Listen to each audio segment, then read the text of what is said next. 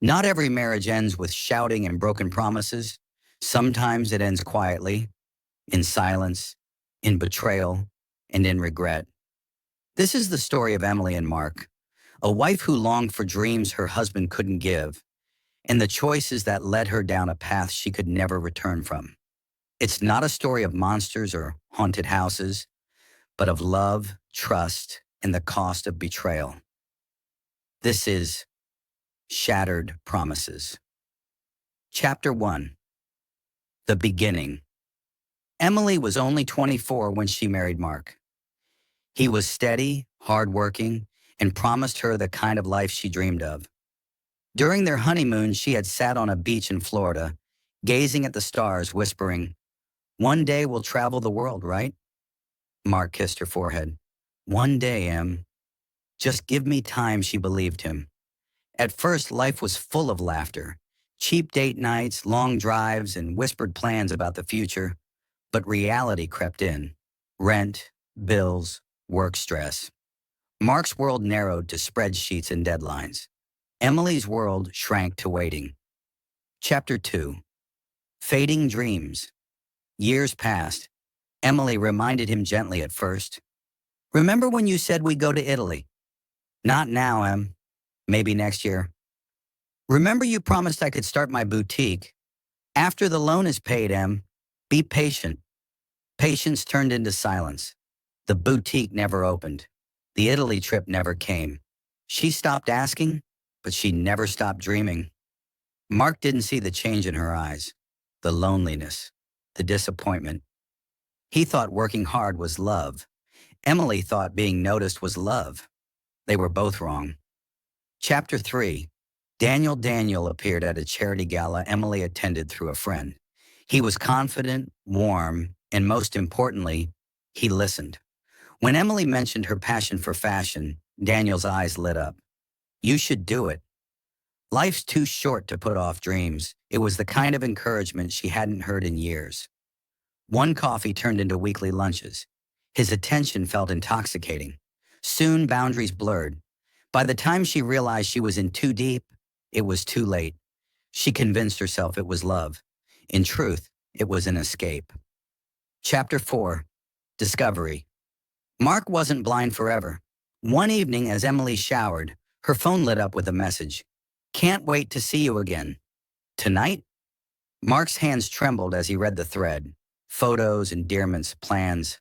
His chest tightened, but he said nothing immediately. When Emily stepped out, hair damp, smiling faintly, he only asked, "Are you happy, Em?" She froze. "What do you mean?" "I mean, with me." With us, her silence was louder than any confession. Chapter 5. Confrontation. Days later, Mark laid her phone on the table. "I know," he said. Tears welled in her eyes. "Mark, he raised a hand. "Don't. I don't need excuses. I gave you loyalty, Emily. I worked myself to the bone because I thought that's what you wanted. A stable life. But I see now, I wasn't enough for you." Emily sobbed. "You never listened to me. You never saw me." Mark's jaw clenched. "And he did?" She couldn't answer. Chapter 6.